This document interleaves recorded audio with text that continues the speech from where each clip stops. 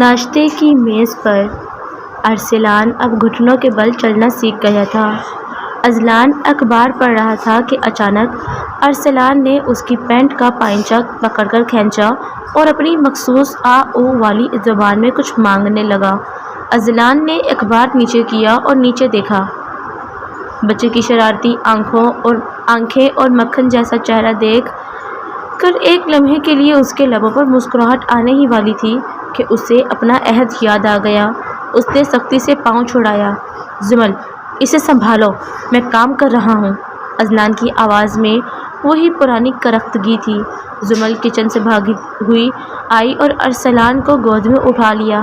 معاف کیجیے گا، وہ بس آپ کو ہلانا چاہ رہا تھا۔ اذلان نے چائے کا گھونٹ بھرا اور پھر تلخی سے کہا، یہ میز پر چینی کیوں بکھری ہوئی ہے؟ سریکا نام کی کوئی چیز نہیں ہے تم میں؟ زمل نے جلدی سے ہاتھ سے چینی صاف کرنا شروع کی۔ وہ ارسلان کا ہاتھ لگ گیا تھا۔ میں ابھی صاف کرتی ہوں۔ ہر چیز کا ملبہ اس بچے پر مت ڈالو زمل۔ اپنی لاپرواہی چھپانے کے لیے اسے ڈھال بنانا بند کرو۔ اذلان نے فائلیں سمیٹی اور کھڑا ہو گیا۔ زمل کی آنکھوں میں نمی تیرنے لگی۔ میں ڈھال نہیں بنا رہی اذلان صاحب، میں تو بس کر دو۔ تمہاری یہ بے چارگی اور یہ آنسو میرے سامنے کام نہیں آئیں گے۔ اس نے گھڑی پہنی اور باہر نکل گیا۔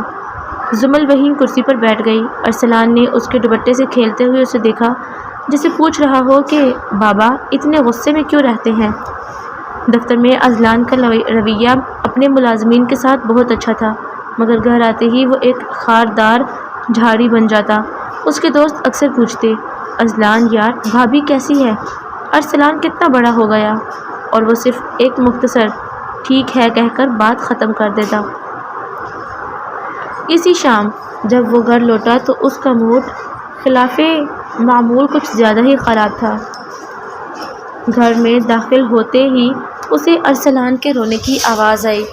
وہ سیدھا بیڈ روم میں گیا جہاں زمل اسے چپ کرانے کی کوشش کر رہی تھی۔ کیا مصیبت ہے؟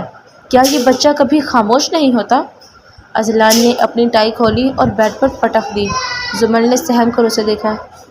اسے بخار ہے اذلان صاحب، شاید دانت نکل رہے ہیں، اس لیے چڑچڑا ہو رہا ہے۔ تو ڈاکٹر کے پاس لے کر جاؤ اسے، مجھے کیوں سنا رہی ہو؟ میں اکیلی کیسے جاتی؟ آپ کا انتظار کر رہی تھی، زمل نے ہمت کر کے کہا۔ اذلان نے ایک گہرا سانس لیا اور اپنی پیشانی مسلی۔ اسے غصہ اس بات پر نہیں تھا کہ بچہ رو رہا ہے، بلکہ اس بات پر تھا کہ اسے تڑپتا دیکھ کر اذلان کا اپنا دل کٹ رہا تھا اور وہ اس محبت سے ڈرتا تھا۔ چلو گاڑی میں بیٹھو۔ اس نے چابی اٹھائی اور باہر کی طرف مڑ گیا۔ ہسپتال میں ڈاکٹر نے ارسلان کو چیک کیا اور دوا لکھی۔ واپسی پر گاڑی میں مکمل خاموشی تھی۔ ارسلان اب زمل کی گود میں سو چکا تھا۔ گاڑی کی لائٹ میں زمل کا چہرہ بہت تھکا ہوا لگ رہا تھا۔ اذلان نے خاموشی سے گاڑی ایک آئس کریم پارلر کے سامنے روک دی۔ ہم یہاں کیوں رکے ہیں؟ زمل نے حیرت سے پوچھا۔ تمہارا چہرہ ایسا لگ رہا ہے جیسے صدیوں سے بھوکی ہو۔ چپ چاپ بیٹھی رہو، میں لاتا ہوں۔ اذلان کا لہجہ اب بھی سرد تھا، مگر عمل میں ایک عجیب سی فکر تھی۔ تھوڑی دیر بعد وہ 2 کون لے کر آیا، ایک زمل کی طرف بڑھایا۔ شکریہ، زمل نے دبی آواز میں کہا۔ آئس کریم کھاتے ہوئے اچانک ایک قطرہ زمل کے ہاتھ پر گرا۔ وہ اسے صاف کرنے لگی تو ارسلان تھوڑا سا ہلا۔ اذلان نے فوراً اپنا ہاتھ آگے بڑھا کر بچے کو سہارا دیا کہ وہ گر نہ جائے۔ ان کے ہاتھ ایک لمحے کے لیے ایک دوسرے سے مس ہوئے، جیسے کسی نے بجلی کا کرنٹ چھوڑ دیا ہو۔ اذلان نے فوراً ہاتھ پیچھے کر لیا۔ دیکھ کر بیٹھا کرو، بچہ گر جاتا ابھی۔ آپ اسے کتنا ہی جھٹک لیں اذلان صاحب، آپ کا دل اس کے لیے دھڑکتا ہے۔ زمل نے پہلی بار اتنی بڑی بات کہہ دی تھی۔ اذلان نے گاڑی سٹارٹ کی اور رفتار تیز کر دی۔ اپنی حد میں رہو زمل، میرے دل کے بارے میں اندازے لگانا چھوڑ دو۔ اگلے دن اذلان کے فون پر اس کے چھوٹے بھائی شیراز کی کال آئی۔ بھائی تیار ہو جائیں، ہم سب آ رہے ہیں آپ کے پاس۔ ابو کہہ رہے ہیں کہ اب بہت دن ہو گئے، آپ لوگوں کو واپس لاہور شفٹ ہو جانا چاہیے، وہاں بزنس آپ کے بغیر نہیں چل رہا۔ اذلان کے ماتھے پر پسینہ آ گیا۔ شیراز، ابھی نہیں، میرا کام یہاں ادھورا ہے۔ ابو نہیں مانیں گے بھائی، اور امی تو ارسلان کے لیے پاگل ہو رہی ہیں۔ وہ کہہ رہی ہیں کہ اس کی سالگرہ دھوم دھام سے لاہور میں منائی جائے گی۔ فون بند کرنے کے بعد اذلان کے سامنے اندھیرا چھا گیا۔ لاہور واپسی کا مطلب تھا کہ اسے اب ہر لمحہ اس جھوٹ کے ساتھ جینا ہوگا جہاں سائے بھی اس کا پیچھا کریں گے۔ وہ کمرے میں گیا تو دیکھا زمل ارسلان کو نہلا کر لائی تھی اور اسے تیار کر رہی تھی۔ بچہ پاؤڈر کی خوشبو میں مہک رہا تھا۔ تیاری کر لو، ہمیں لاہور واپس جانا ہے، اذلان نے سپورٹ لہجے میں اعلان کیا۔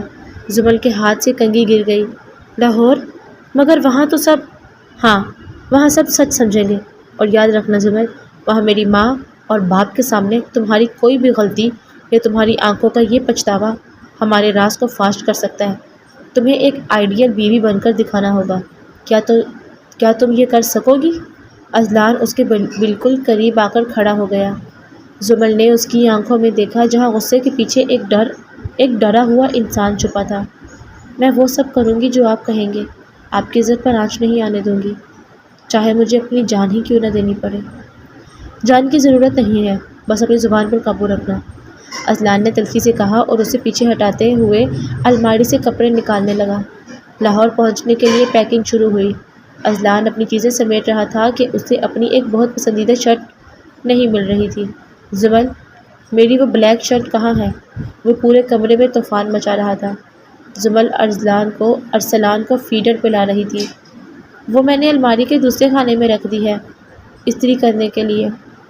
اذلان نے وہاں دیکھا مگر اسے نہ ملی۔ وہاں نہیں ہے، تم عورتیں چیزیں رکھ کر بھول جاتی ہو۔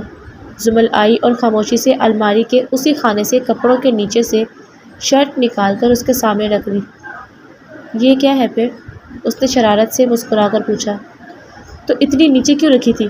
کیا یہ کوئی خزانہ تھا جو چھپا کر رکھا تھا؟ جی، آپ کی پسند کی چیزیں میرے لیے خزانہ ہی ہیں، زمل نے معصومیت سے کہا۔ اذلان نے شرٹ چھینی۔ فالتو باتیں مت کرو، اور سنو، وہاں لاہور میں شیراز بہت تیز ہے، اس کے سامنے زیادہ ہنسنے کھیلنے کی ضرورت نہیں۔ کیوں؟ کیا آپ کو جلن ہوتی ہے؟ زمل نے پہلی بار اسے چھیڑا۔ اذلان رک گیا۔ اس نے مڑ کر زمل کو دیکھا جو اسے چیلنجنگ نظروں سے دیکھ رہی تھی۔ جلن؟ تم سے؟ وہ اس کے قریب آیا۔ اس کا لہجہ دھیما مگر خطرناک تھا۔ جلن ان سے ہوتی ہے جن پر کوئی حق ہو۔ تم تو ایک امانت ہو، اور امانت پر جلن نہیں، پہرا دیا جاتا ہے۔ زمل کی مسکراہٹ غائب ہو گئی۔ اذلان نے ایک بار پھر اسے اس کی اوقات یاد دلا دی تھی۔ گاڑی جب لاہور کے بڑے بنگلے کے سامنے رکی تو ڈھول بج رہے تھے۔ شہراز اور زاہدہ بیگم پھولوں کی پتیاں لے کر آئے کھڑے تھے۔ آ گئے میرے بچے، زاہدہ بیگم نے زمل کو گلے لگایا اور ارسلان کو ہاتھوں ہاتھ لے لیا۔ ہائے، میرا پوتا کتنا پیارا ہو گیا ہے، یہ بالکل اپنے باپ کی کاربن کاپی ہے۔ شہراز نے اذلان کے گلے میں ہاتھ ڈالا۔ بھائی، کیا حال بنا لیا ہے، بڑے سخت گھیر لگ رہے ہو۔ بھابھی، آپ نے بھائی کو ٹھیک نہیں کیا؟ زمل نے ایک نظر اذلان پر ڈالی جو سختی سے اپنا جبڑا بھیجے کھڑا تھا۔ شہراز بھائی، آپ کے بھائی کو ٹھیک کرنا اللہ کے بس میں ہی ہے، زمل نے ہنس کر کہا۔ سب ہنس پڑے سوائے اذلان کے۔ اسے لگ رہا تھا کہ وہ ایک ایسے ڈرامے کا حصہ بن گیا ہے جس کا ڈراپ سین بہت خوفناک ہوگا۔ رات کو جب سب سونے کے لیے چلے گئے تو اذلان اور زمل اپنے پرانے کمرے میں آئے۔ یہ وہی کمرہ تھا جہاں ان کی پہلی رات گزری تھی، جہاں زمل نے سچ بول کر سب کچھ بکھیر دیا تھا۔ اذلان بالکنی میں جا کر کھڑا ہو گیا۔ ٹھنڈی ہوا چل رہی تھی مگر اس کے اندر کی تپش کم نہیں ہو رہی تھی۔ زمل اس کے پیچھے آئی۔ اذلان صاحب، کیا ہم کبھی نارمل نہیں ہو سکتے؟ کیا یہ گھر ہمیں ایک موقع نہیں دے سکتا؟ اذلان مڑا۔ اس کی آنکھیں سرخ تھیں۔ نارمل؟ نارمل وہ لوگ ہوتے ہیں جن کی بنیادیں سچ پر ہوتی ہیں۔ ہماری بنیاد ہی ایک گناہ اور ایک جھوٹ پر ہے۔ تم چاہتی ہو میں اس کھوکھلی دیوار پر محبت کی چھت ڈال دوں، لیکن اس بچے کا کیا قصور؟ وہ تو آپ کو اپنا سب کچھ سمجھتا ہے۔ وہی تو میرا مسئلہ ہے زمل، وہ مجھے اپنا سمجھتا ہے اور میں اسے اپنا نہیں سکتا۔ اسی وقت اندر سے ارسلان کے رونے کی آواز آئی۔ وہ شاید اجنبی جگہ کی وجہ سے ڈر گیا تھا۔ زمل جانے لگی تو اذلان نے اس کا بازو پکڑ لیا۔ آج نہیں زمل، آج اسے خود چپ ہونے دو۔ اسے بھی عادت ہونی چاہیے کہ اس کا کوئی نہیں ہے۔ آپ اتنے ظالم کیسے ہو سکتے ہیں؟ زمل نے تڑپ کر اپنا بازو چھڑایا۔ میں ظالم نہیں ہوں، میں تو بس وہ آئینہ ہوں جو تم نے مجھے دکھایا تھا۔ زمل بھاگتی ہوئی ارسلان کے پاس گئی اور اذلان وہیں بالکنی میں کھڑا رہا جہاں آسمان پر بادل گرج رہے تھے، بالکل اس طوفان کی طرح جو اب ان کی زندگیوں میں آنے والا تھا۔ لاہور کی مصروف شاہراہ پر شام کا ملغلغ اندھیرا پھیل رہا تھا۔ اذلان اپنی گاڑی کی سروس کروانے کے لیے ایک ورک شاپ کے باہر کھڑا فون پر بات کر رہا تھا جب اسے محسوس ہوا کہ کوئی مسلسل اسے دیکھ رہا ہے۔ وہ جیسے ہی مڑا، اسے ایک لمبا خوبرو مگر کچھ بکھرا ہوا سا نوجوان اپنی طرف بڑھتا دکھائی دیا۔ اس شخص کی آنکھوں میں ایک عجیب سی بے چینی اور شناسائی تھی۔ وہ سیدھا اذلان کے سامنے آ کر رکا۔ بات سنو، تم اذلان ہو نا؟ اس شخص کی آواز میں لرزش تھی۔ اذلان نے ماتھے پر بل ڈال کر اسے سر سے پاؤں تک دیکھا۔ جی، میں اذلان ہوں، مگر آپ کون؟ میں نے آپ کو پہچانا نہیں۔ وہ شخص کچھ کہنے ہی والا تھا کہ اس کی نظر اذلان کے وال پیپر پر پڑی جہاں ارسلان کی تصویر لگی تھی۔ تصویر دیکھتے ہی اس کے چہرے کا رنگ فک ہو گیا اور آنکھوں میں آنسو بھر آئے۔ یہاں بات نہیں ہو سکتی، پلیز ذرا ایک طرف آؤ، اس نے اذلان کی منت کی۔ اذلان کو کچھ مشکوک لگا مگر تجسس کے مارے وہ اس کے ساتھ ایک قریبی پارک کے بینچ پر جا بیٹھا۔ دیکھیں مسٹر، میرا وقت ضائع مت کریں، بتائیں کیا بات ہے؟ اس شخص نے ایک لمبا سانس لیا اور سر جھکا کر بولا، میرا نام حماد ہے اور وہ بچہ جو تمہارے گھر میں ہے، جسے تم اپنا نام دے کر پال رہے ہو، وہ میرا خون ہے۔ اذلان کے پیروں تلے سے زمین نکل گئی۔ اسے لگا جیسے کسی نے اس کے کانوں میں پگھلا ہوا سیسا ڈال دیا ہو۔ اس کا ہاتھ خود بخود مٹھی میں تبدیل ہو گیا اور جبڑا سختی سے بھیج گیا۔ کیا بکواس کر رہے ہو تم؟ اذلان کی آواز دہاڑ بن کر نکلی۔ یہ سچ ہے، زمل اور میں۔ حماد نے جیسے ہی زمل کا نام لیا، اذلان نے اس کا کالر پکڑ کر اسے بینچ سے اٹھا لیا۔ اپنی زبان گندی مت کرو، وہ میری بیوی ہے۔ وہ تمہاری بیوی ضرور ہے مگر اس بچے کا باپ میں ہوں، حماد نے روتے ہوئے کہا۔ مجھے دھوکہ دے کر شہر چھوڑنے پر مجبور کیا گیا تھا، مجھے دھمکیاں دی گئی تھی، میرے خاندان کو نشانہ بنایا گیا تھا۔ میں بزدل تھا کہ بھاگ گیا، لیکن میں پل پل مرا ہوں۔ اب میں واپس آیا ہوں تو پتہ چلا کہ زمل کی شادی ہو گئی ہے۔ اذلان، وہ بچہ مجھے دے دو، میں اپنے گناہ کا کفارہ ادا کرنا چاہتا ہوں۔ اذلان کے ذہن میں وہ رات ایک فلم کی طرح گم گئی جب زمل نے فرش پر بیٹھ کر سسکتے ہوئے اسے سب بتایا تھا۔ وہ مجھے دھوکہ دے کر شہر چھوڑ گیا۔ زمل کے الفاظ اس کے کانوں میں ہتھوڑے کی طرح بجے۔ اسے یاد آیا کہ کیسے اس نے 9 ماہ تک ایک ایسی عورت کی خدمت کی تھی جس نے کسی اور کے خواب اپنی آنکھوں میں بسائے تھے۔ اسے وہ لمحہ یاد آیا جب ہسپتال میں نرس نے بچہ اس کے ہاتھ میں دیا تھا۔ اس تنہے ارسلان نے جب پہلی بار اذلان کا انگوٹھا تھاما تھا تو اذلان کو لگا تھا جیسے وہ بچہ اس سے پناہ مانگ رہا ہو۔ اذلان نے سوچا تھا کہ وہ اس بچے کا محافظ بنے گا، اس کا باپ بنے گا، تاکہ دنیا اسے ناجائز نہ کہے۔ مگر آج وہی حقیقت اس کے سامنے کھڑی اس سے اس کی محنت کا ثمر مانگ رہی تھی۔ اذلان نے ایک جھٹکے سے حماد کو چھوڑا اور دوبارہ بینچ پر گر گیا۔ اس کا سانس پھول رہا تھا۔ تمہارا خون، اذلان نے تلخی سے ہنس کر کہا۔ جب اسے تمہاری ضرورت تھی تب تم کہاں تھے؟ جب زمر روز جیتی اور روز مرتی تھی، جب وہ اپنے خاندان کے تانوں کے ڈر سے خودکشی کرنے والی تھی، تب تمہارا خون کہاں سو رہا تھا؟ میں مجبور تھا اذلان، مجھے معاف کر دو، مگر میرا بچہ مجھے دے دو۔ حماد اس کے پیروں میں بیٹھ گیا۔ اذلان نے حقارت سے اسے دیکھا۔ جس بچے کو تم اپنا کہہ رہے ہو، اس کے برتھ سرٹیفکیٹ پر اذلان چودھری کا نام لکھا ہے۔ اسے میں نے پالا ہے، اس کی بیماریوں میں میں جگہ ہوں، اس کے دودھ اور دوائیوں کے پیسے میں نے اپنی حلال کی کمائی سے دیے ہیں۔ تم کون ہوتے ہو اسے مانگنے والے؟ وہ بچہ جو اسے دیکھ کر کھلکھلاتا تھا، جو اسے بابا کہنے کی کوشش کرتا تھا، کیا وہ صرف ایک بوجھ تھا؟ وہ میرا بیٹا ہے، اذلان نے دھیمی مگر اٹل آواز میں کہا، اور زمل میری عزت ہے۔ اگر تم نے اس گھر کے آس پاس بھی قدم رکھا یا زمل کو پریشان کرنے کی کوشش کی تو یاد رکھنا، میں جتنا نیک انسان مشہور ہوں، اپنی عزت کے لیے اتنا ہی خطرناک بھی ہو سکتا ہوں۔ تم اسے زیادہ دیر نہیں چھپا سکو گے اذلان، سچ سامنے آ کر رہتا ہے۔ حماد نے پیچھے سے آواز دی مگر اذلان مڑ کر دیکھے بغیر اپنی گاڑی کی طرف بڑھ گیا۔ جب اذلان گھر پہنچا تو اس کا چہرہ کسی لاش کی طرح سفید تھا۔ زمل صحن میں ارسلان کو واکر میں چلا رہی تھی اور خود ہنس ہنس کر اسے تالیاں بجا کر بلا رہی تھی۔ ارسلان، یہاں آؤ بیٹا، بابا آ گئے۔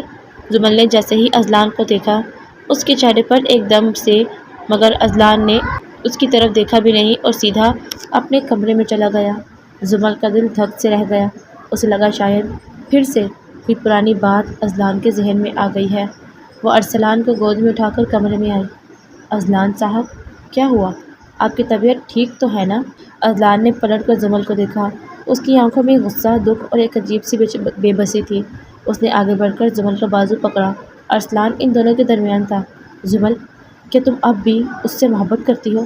اس نے اسپوٹ لہجے میں پوچھا۔ زمل حیران رہ گئی۔ کس سے؟ آپ کیا کہہ رہے ہیں؟ اسی سے جو تمہیں تنہا چھوڑ کر بھاگ گیا تھا، جس کی امانت تم آج بھی میرے گھر میں پال رہی ہو۔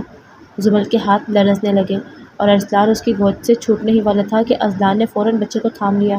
وہ واپس آ گیا ہے کیا؟ زمل کی آواز حلق میں پھنس گئی۔ اسے اذلان کے چہرے سے اندازہ ہو گیا تھا کہ کچھ بہت برا ہوا ہے۔ وہ آیا تھا میرے پاس۔ اذلان نے ارسلان کو بیڈ پر لٹایا اور زمل کے سامنے کھڑا ہو گیا۔ وہ اپنا بچہ مانگ رہا ہے۔ وہ کہہ رہا ہے کہ اسے اپنے گناہ کا کفارہ ادا کرنا ہے۔ بولو زمل، کیا جانا چاہتی ہو اس کے پاس؟ کیا دینا چاہتی ہو اسے یہ بچہ؟ زمل کی سسکیاں نکل گئی۔ وہ فرش پر گر گئی اور ارسلان کے پاؤں پکڑ لیے۔ خدا کے لیے ایسا مت کہیں۔ وہ شخص میرے لیے مر چکا ہے۔ یہ بچہ آپ کا ہے۔ اس کا نام آپ سے منسوب ہے۔ میں کہیں نہیں جانا چاہتی۔ مجھے اس گھر سے مت نکالیں۔ اذلان نے اسے اٹھایا نہیں۔ وہ کھڑکی کے پاس جا کر کھڑا ہو گیا جہاں باہر موسلادھار دھار بارش شروع ہو چکی تھی۔ وہ خاموش نہیں بیٹھے گا زمل۔ وہ کل تمہارے باپ کے پاس بھی جا سکتا ہے، میرے گھر والوں کو بھی بتا سکتا ہے۔ ہم ایک ایسی آگ کے گھیرے میں ہیں جہاں سے نکلنے کا کوئی راستہ نہیں ہے۔ ارسلان بیڈ پر بیٹھا اپنی چھوٹی چھوٹی آنکھوں سے ان دونوں کو دیکھ رہا تھا۔ اذلان نے مڑ کر بچے کو دیکھا۔ ارسلان نے اپنا وہی پرانا ننھا سا ہاتھ اذلان کی طرف بڑھایا۔ اذلان نے اس کا ہاتھ پکڑا اور دل میں ایک عہد کیا۔ تمہاری رگوں میں خون کسی کا بھی ہو ارسلان، مگر تمہاری پہچان میں بنوں گا۔ تمہیں اس دنیا کے طعنوں سے بچانا اب میری انا نہیں، میری محبت ہے۔ اٹھو زمل۔ اذلان کی آواز اب کی بار سپورٹ نہیں تھی۔ اس میں ایک لرزش تھی جو زمل کے دل کو چیر رہی تھی۔ زمل نے آنسوؤں سے بھری نظروں سے اسے دیکھا۔ اذلان صاحب، کیا آپ مجھے چھوڑ دیں گے؟ کیا آپ اسے وہ بچہ دے دیں گے؟ اذلان نے جھک کر زمل کا بازو پکڑا اور اسے اٹھا کر بیڈ پر ارسلان کے پاس بٹھا دیا۔ وہ خود ان کے سامنے کرسی گھسیٹ کر بیٹھ گیا۔ اس کے چہرے پر تھکن کے گہرے سائے تھے۔ میں نے اسے کہہ دیا ہے کہ ارسلان میرا بیٹا ہے، اذلان نے دھیمی آواز میں کہا۔ لیکن زمل، سچ چھپانے سے نہیں چھپتا۔ اگر وہ میرے گھر والوں تک پہنچا تو میں ان کے سامنے کیا منہ لے کر جاؤں گا؟ ابا کی غیرت اور امی کی محبت کا جنازہ نکل جائے گا۔ زمل نے تڑپ کر ارسلان کو اپنے سینے سے لگا لیا۔ بچہ ماں کی بے چینی محسوس کر کے رونے لگا۔ میں آپ کے ساتھ چلوں گی اذلان صاحب، جہاں آپ کہیں گے ہم کہیں دور چلے جائیں گے، جہاں وہ ہمیں کبھی نہ ڈھونڈ سکے۔ زمل کی آواز ہچکیوں میں بند گئی۔ اذلان نے کچھ دیر اسے دیکھا، پھر خاموشی سے اٹھا اور زمل کے قریب بیٹھ گیا۔ اس نے ہچکچاتے ہوئے اپنا ہاتھ زمل کے کندھے پر رکھا۔ یہ پہلی بار تھا کہ اذلان نے اسے اس طرح ہمدردی سے چھوا تھا۔ زمل کا وجود ایک لمحے کے لیے ساکت ہو گیا، پھر وہ پھوٹ پھوٹ کر اذلان کے سینے سے لگ کر رونے لگی۔ مجھے بچا لیں اذلان صاحب، میں گناہ گار ہوں، مگر اس معصوم کو اس کے سائے سے بھی بچا لیں۔ اذلان نے اسے خود سے جدا نہیں کیا۔ اس نے زمل کے سر پر ہاتھ رکھا۔ میں کسی کو کچھ نہیں چھیننے دوں گا۔ تم میری بیوی ہو اور ارسلان میرا بیٹا ہے۔ یہ بات پتھر پر لکیر ہے، مگر اب ہمیں بہت سنبھل کر چلنا ہوگا۔ اگلے دن گھر میں غیر معمولی گہما گہمی تھی۔ زاہدہ بیگم اور چودھری صاحب نے ناشتے کی میز پر ایک بڑا اعلان کر دیا تھا۔ اذلان پتر، ہم نے سوچا ہے کہ ارسلان کے 1 سال کا ہونے کی خوشی میں ہم ایک بڑی تقریب کریں گے۔ سارے خاندان کو بلائیں گے۔ آخر میرے پوتے کی پہلی سالگرہ ہے۔ زاہدہ بیگم کے چہرے پر خوشی کی چمک تھی۔ اذلان نے نوالہ توڑتے توڑتے روک لیا۔ اس کے چہرے پر، اس کے ذہن میں حماد کا چہرہ گھوم گیا۔ اگر وہ تقریب میں پہنچ گیا تو؟ امی، ابھی اس کی کیا ضرورت ہے؟ چھوٹا ہے ابھی وہ۔ اذلان نے اعتراض کرنا چاہا۔ ضرورت کیوں نہیں ہے؟ شراز نے شرارت سے کہا۔ بھائی، آپ تو بس بہانے ڈھونڈتے رہتے ہیں کہ ہمیں پارٹی نہ دینی پڑے۔ بھابھی، آپ ہی کہیں نا کچھ۔ دیکھیں ارسلان کتنا پیارا لگ رہا ہے آج۔ زمل جو خاموشی سے چائے ڈال رہی تھی، اس کے ہاتھ کپ کپا گئے۔ اس نے نظر اٹھا کر اذلان کو دیکھا۔ اس کی آنکھیں اسے خاموش رہنے کا اشارہ کر رہی تھی۔ جی امی، جیسا آپ کو بہتر لگے، زمل نے بمشکل الفاظ ادا کیے۔ ناشتے کے بعد اذلان اپنے کمرے میں تیار ہو رہا تھا جب زمل اندر آئی۔ اس نے اذلان کی شیروانی نکالی اور اسے استری کرنے لگی۔ کمرے میں ایک بوجھل خاموشی تھی۔ اچانک اذلان اس کے پیچھے آ کر کھڑا ہو گیا۔ آئینے میں زمل نے اسے دیکھا۔ وہ اسے دیکھ رہا تھا۔ تم بہت تھک گئی ہو زمل، اذلان نے دھیمی آواز میں کہا۔ زمل مڑی۔ تھکن جسم کی نہیں ہوتی اذلان صاحب، روح کی ہوتی ہے۔ مجھے ڈر لگ رہا ہے۔ مجھے لگ رہا ہے یہ خوشیاں کسی بہت بڑے طوفان کا پیش خیمہ ہے۔ اذلان نے اس کے ہاتھ سے استری لی اور اسے اپنی طرف رکھ دیا۔ اس نے زمل کے دونوں ہاتھ اپنے ہاتھوں میں لیے۔ جب تک میں زندہ ہوں تمہیں ڈرنے کی ضرورت نہیں ہے۔ اس کے لہجے میں ایسی حاکمیت اور تحفظ تھا کہ زمل کو لگا وہ دنیا کی سب سے محفوظ پناہ گاہ میں ہے۔ آپ مجھ سے اتنی ہمدردی کیوں کر رہے ہیں؟ زمل نے اس کی آنکھوں میں جھانکا۔ میں نے تو آپ کو دکھ کے سوا کچھ نہیں دیا۔ اذلان نے تلخی سے مسکرا کر زمل کی لٹ اس کے کان کے پیچھے کی۔ شاید اس لیے کہ میں ایک محافظ ہوں اور تم میری سب سے قیمتی امانت بن چکی ہو۔ پہلے یہ صرف ایک لفظ تھا مگر اب یہ میرا جنون بن رہا ہے۔ یہ جملہ زمل کے دل کی دھڑکنیں تیز کر گیا۔ اذلان کے غصے والے مزاج میں یہ نرمی اسے پگھلا رہی تھی۔ شام کو جب اذلان دفتر سے نکل رہا تھا اسے دوبارہ وہی شخص حماد اپنی گاڑی کے پاس کھڑا ملا۔ اس بار اس کے چہرے پر ایک فاتحانہ مسکراہٹ تھی۔ اذلان چودھری، سنا ہے گھر میں بڑی تیاریاں چل رہی ہیں، سالگرہ کی دعوت ہے؟ حماد نے طنزیہ انداز میں پوچھا۔ اذلان نے اسے کالر سے پکڑ کر گاڑی سے لگا دیا۔ تمہاری ہمت کیسے ہوئی یہاں آنے کی؟ میری ہمت کی فکر مت کرو، اپنی عزت کی فکر کرو۔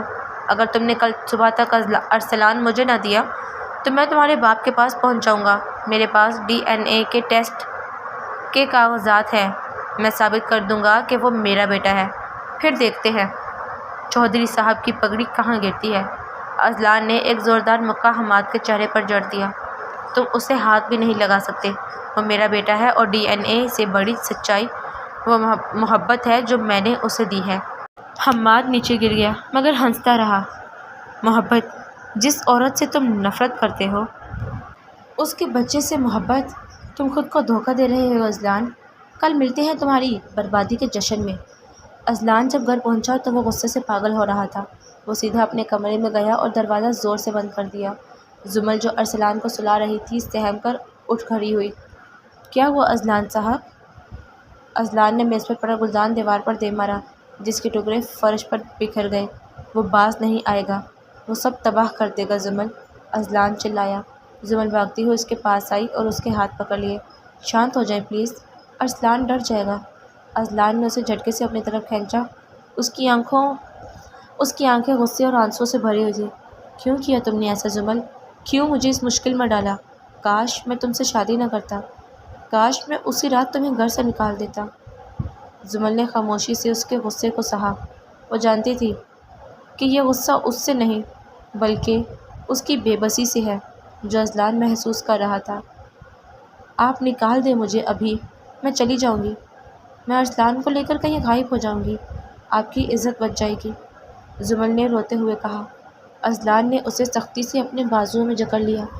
نہیں، تم کہیں نہیں جاؤ گی، تم یہاں سے گئی تو میں مر جاؤں گا۔ تم سمجھتی کیوں نہیں ہو زمل، مجھے اب اس بچے سے نہیں تم سے بھی محبت ہونے لگی ہے۔ میں اپنی ہار مان چکا ہوں۔ یہ اعتراف کسی دھماکے سے کم نہیں تھا۔ زمل کی آنکھیں پھٹی کی پھٹی رہ گئی۔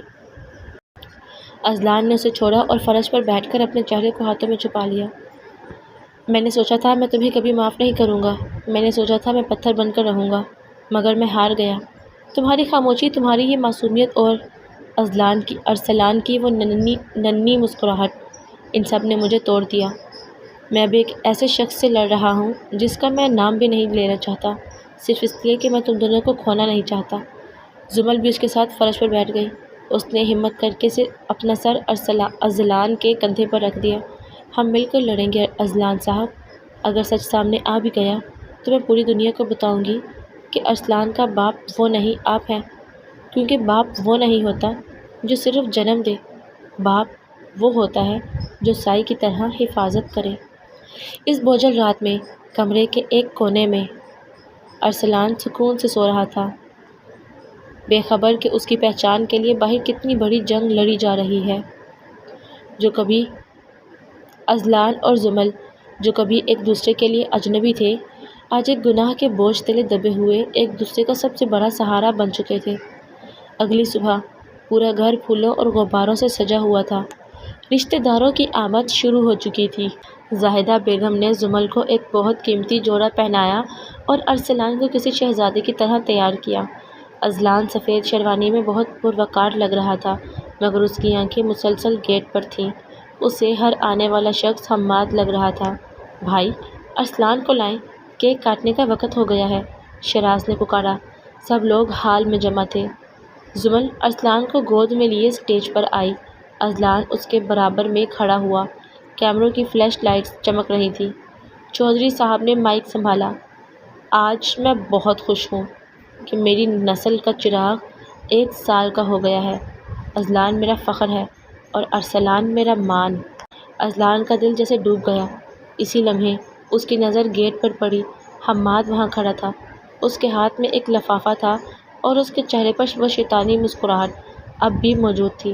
حماد نے قدم اندر کی طرف بڑھائے۔ اذلان نے زمل کا ہاتھ سختی سے تھام لیا۔ وہ آ گیا ہے زمل، اس نے سرگوشی کی۔ زمل کا رنگ فک ہو گیا، مگر اس نے اپنے قدم ڈگمگانے نہیں دیے۔ اس نے ارسلان کو مضبوطی سے پکڑا۔ حماد اب چودھری صاحب کے بالکل قریب پہنچ چکا تھا۔ سب لوگوں کی توجہ اس اجنبی شخص کی طرف ہو گئی۔ چودھری صاحب، 1 منٹ رکے، میں یہاں ایک ایسی سچائی لایا ہوں جو آپ کے اس فخر کے غبارے سے ہوا نکال دے گی۔ حماد کی آواز پورے ہال میں گونجی۔ اذلان نے ایک گہرا سانس لیا اور اسٹیج سے نیچے اترنے لگا۔ اس کے چہرے پر اب خوف نہیں بلکہ ایک وحشیانہ سکون تھا۔ وہ جانتا تھا کہ آج یا تو وہ برباد ہوگا یا وہ ہمیشہ کے لیے اس سائے کو ختم کر دے گا۔ رک جاؤ حماد، جو کہنا ہے مجھ سے کہو۔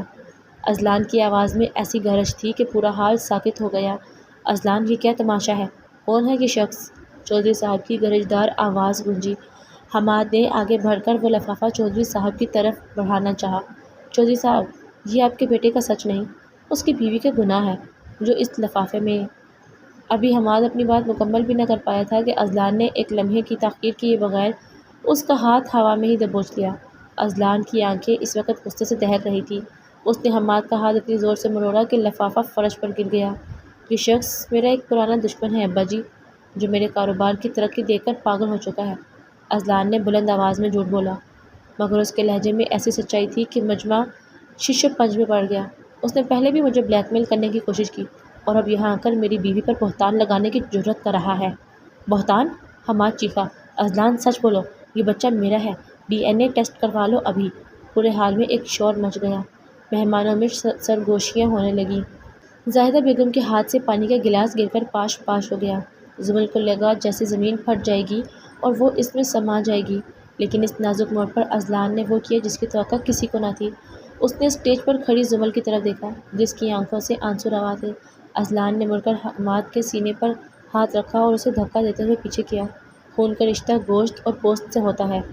خون کا رشتہ گوشت اور پوست سے ہوتا ہوگا حماد، مگر باپ کا رشتہ اس وقت بنتا ہے جب کوئی مرد کسی بچے کو پہلی بار گود میں لے کر اس کی حفاظت کی قسم کھاتا ہے۔ اذلان کی آواز پورے حال میں گونج رہی تھی۔ تمہارے پاس کاغذات ہوں گے، میرے پاس وہ راتیں ہیں جو میں نے اس بچے کے بخار میں جا کر گزاری ہیں۔ تمہارے پاس DNA ہوگا، میرے پاس ایک شخص کی، اس بچے کی وہ پہلی مسکراہٹ ہے جو اس نے مجھے دیکھ کر دی۔ اذلان نے جھک کر وہ لفافہ اٹھایا اور سب کے سامنے اس کے پرزے پرزے کر دیے۔ اگر تم سمجھتے ہو کہ تم ایک کاغذ کے ٹکڑے سے میری بیوی کی عزت اور میرے بیٹے کی پہچان چھین لو گے تو یہ بھول ہے تمہاری۔ شیراز، اسے باہر نکالو اور پولیس کے حوالے کرو۔ اس پر میری فیملی کو ہراساں کرنے کا کیس درج کرواؤ۔ شیراز اور سیکیورٹی گارڈز نے حماد کو دبوچ لیا۔ حماد چیختا رہا، تم پچھتاؤ گے اذلان، ایک ناجائز بچے کو پال رہے ہو تم۔ مگر اس کی آواز ہال کے دروازوں کے پیچھے دم توڑ گئی۔ حماد کے جانے کے بعد حال میں قبرستان جیسی خاموشی چھا گئی۔ رشتہ دار ایک دوسرے کی طرف دیکھ رہے تھے۔ چودھری صاحب کے چہرے پر تناؤ تھا۔ وہ آہستہ آہستہ چلتے ہوئے اذلان کے قریب آئے۔ اذلان، کیا یہ سچ تھا؟ چودھری صاحب کی آواز میں پہلی بار لرزش تھی۔ اذلان نے نظر جھکا لی۔ وہ اپنے باپ سے جھوٹ نہیں بولنا چاہتا تھا، مگر وہ زمل کو برباد بھی نہیں کر سکتا تھا۔ اس سے پہلے کہ وہ کچھ کہتا، زمل اسٹیج سے نیچے آئی اور چودھری صاحب کے پاؤں پہ گر گئی۔ نہیں ابا جی، اذلان صاحب نے جو کہا وہ سچ ہے، وہ شخص جھوٹ تھا۔ زمل رو رہی تھی۔ چودھری صاحب نے زمل کو دیکھا، پھر اذلان کو، اور آخر میں ارسلان کو دیکھ کر ارسلان کو جو اب ہنس رہا تھا۔ انہوں نے ارسلان کو زمل کی گود سے لیا اور اسے بلند کیا۔ آج سے اگر کسی نے اس بچے کے بارے میں ایک لفظ بھی کہا تو وہ میرا دشمن ہوگا۔ میرا بیٹا کہتا ہے یہ اس کا بچہ ہے تو بس یہ میرا پوتا ہے۔ تقریب جاری رکھی جائے۔ چودھری صاحب کا یہ فیصلہ اذلان اور زمل کے لیے کسی معجزے سے کم نہ تھا۔ مہمانوں نے دوبارہ مبارکبادیں دینا شروع کر دی، مگر اذلان جانتا تھا کہ اصل جنگ اب اس نے اپنے اور زمل کے درمیان جیتنی ہے۔ رات گئے جب مہمان چلے گئے اور گھر میں سکون ہوا تو اذلان اپنے کمرے میں داخل ہوا۔ زمل بالکنی میں کھڑی چاند کو تک رہی تھی۔ ارسلان پنگھوڑے میں سکون سے سو رہا تھا۔ اذلان خاموشی سے اس کے پیچھے جا کر کھڑا ہو گیا۔ زمل نے مڑ کر اسے دیکھا۔ اس کی آنکھیں اب بھی سرخ تھیں۔ آپ نے ایسا کیوں کیا اذلان صاحب؟ زمل نے دبی آواز میں پوچھا۔ آپ اپنی سچی پہچان قربان کر دی میرے لیے۔ اذلان نے زمل کے دونوں ہاتھ تھام لیے۔ اس بار اس کے ہاتھ میں وہ پرانی سرد مہری نہیں تھی، بلکہ ایک تپش تھی، ایک اپنائیت تھی۔ زمل، میں نے 9 ماہ تک تمہیں ایک امانت سمجھ کر اپنے سے دور رکھا۔ میں سمجھتا تھا کہ میں بہت بڑا احسان کر رہا ہوں، مگر آج جب اس شخص نے ارسلان کو چھیننے کی بات کی تو مجھے احساس ہوا کہ احسان تم نے مجھ پر کیا ہے۔ تم نے مجھے باپ بننا سکھایا، تم نے مجھے صبر سکھایا۔ اذلان نے زمل کے ماتھے پر اپنے لب رکھ دیے۔ زمل کی آنکھوں سے خوشی کے آنسو بہہ نکلے۔ زمل میں نے تمہیں معاف کر دیا، پہلے، بہت ہی پہلے معاف کر دیا تھا، بس میری انا مان کر نہیں دے رہی تھی۔ اذلان نے اسے اپنے قریب کر لیا۔ حماد اب کبھی واپس نہیں آئے گا، میں نے اس کا مکمل بندوبست کر دیا ہے۔ اب اس گھر میں کوئی امانت نہیں ہوگی، صرف ہم ہوں گے اور ہماری محبت ہوگی۔ زمل نے اپنا سر اذلان کے چوڑے سینے پر رکھ دیا۔ میں نے سوچا تھا میں کبھی خوش نہیں ہو سکوں گی، مگر آپ نے مجھے ایک نئی زندگی دی ہے۔ اذلان نے شرارت سے اس کی تھوڑی اٹھائی۔ اچھا، اور وہ جو تم کہتی تھی کہ میں بہت غصہ والا ہوں؟ زمل نے مسکرا کر اپنی نظر جھکا لی۔ وہ تو آپ اب بھی ہیں، مگر آپ کا غصہ بھی مجھے اچھا لگتا ہے۔ اذلان نے اسے چھیڑتے ہوئے کہا۔ تو پھر تیار ہو جاؤ، اب میں روز تمہیں اپنے غصے سے تنگ کروں گا، جب تک تم مجھے اچھی سی چائے بنا کر نہیں پلاؤ گی۔ دونوں کھلکھلا کر ہنس پڑے۔ کمرے میں موجود ارسلان نیند میں مسکرایا، جیسے اسے پتہ چل گیا ہو کہ اب وہ ایک ٹوٹے ہوئے گھر میں نہیں بلکہ ایک مکمل خاندان کی آغوش میں ہے۔ باہر بارش تھم چکی تھی اور دلوں کی اوٹ سے چاند تھوڑی آب و تاب سے چمک رہا تھا۔ اذلان اور زمل کی زندگی کا وہ سیاہ باب ہمیشہ کے لیے بند ہو چکا تھا اور محبت کی ایک ایسی داستان شروع ہو رہی تھی جس کی بنیاد سچ، قربانی اور بے پناہ بھروسے پر تھی۔